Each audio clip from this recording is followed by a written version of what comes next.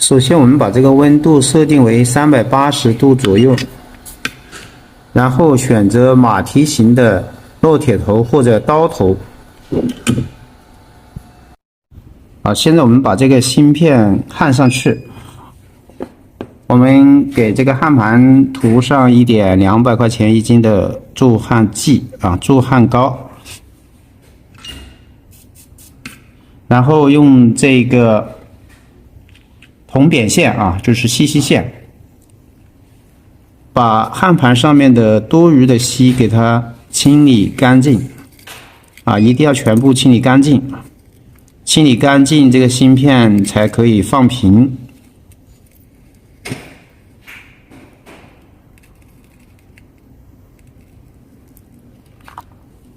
好，然后我们把这个芯片的引脚和焊盘上面的引脚要对齐，一脚对齐第一脚在看的时候呢，就是要仔细一点，用放大镜看一下了。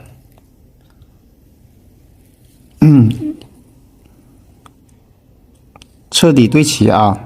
你偏一个角就不行了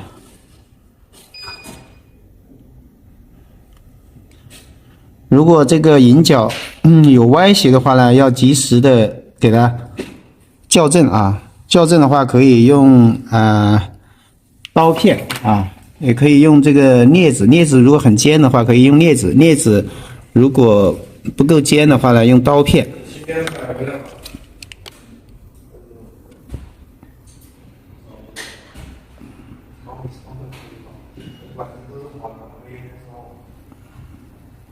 这个对齐的动作就是要仔细一点，就是要反复的观察没对齐的话，那就焊下去就没有效果。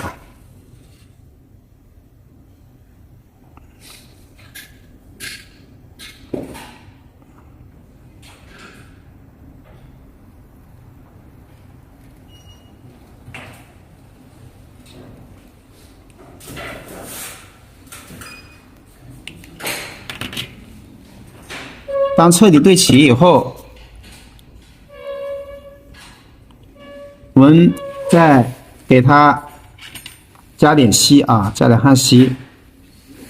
把这个芯片一头的这个焊锡给它均匀的上一点，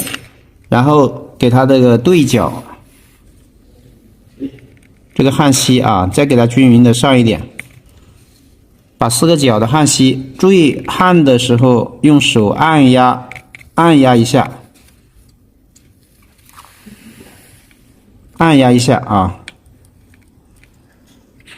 好，然后再摁住这个芯片呢，用这个烙铁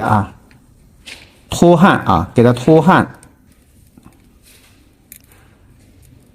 均匀的托焊。如果有多余的锡就给它蹭出来用这个烙铁给它蹭出来，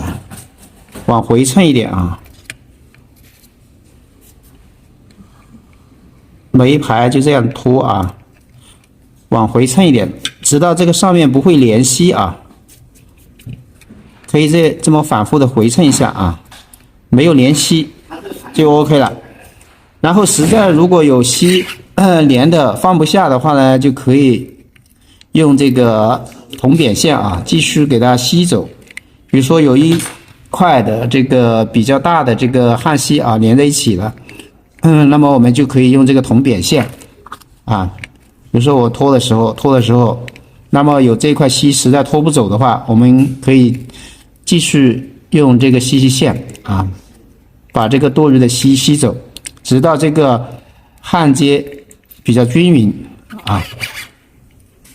这样反复操作，整个芯片就焊好了。就是这个关键注意，就是要焊接的时候要按压首先按接的时候要按压，那如果不按压的话，这个引脚就会翘起翘起的话，有些就焊好了，有些就没焊好，就连接不上，就会形成虚焊多余的锡再把它用这个吸线吸出来然后每一排的引脚都是这么操作。每一排的引脚都这么操作啊。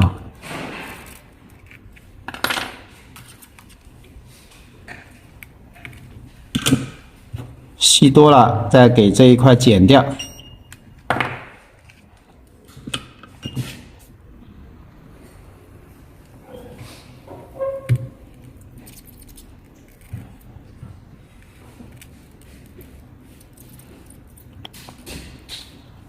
好，这整个芯片就焊好了。最后呢，我们要检查一下这个芯片是不是焊好，在放大镜下用这个镊子啊，轻轻的这个拨一下，就是每一个引脚，看它是不是松动的啊。它如果是松动的话，就可以左右拨动的；如果都是左右拨不动的，就说明它已经和锡已经很好的连上了。这么每一个引脚都检查一遍啊。每个引脚都检查一遍，那这个芯片呢，就焊好了。另外上面有连锡的话，一定要注意啊，要清除一下。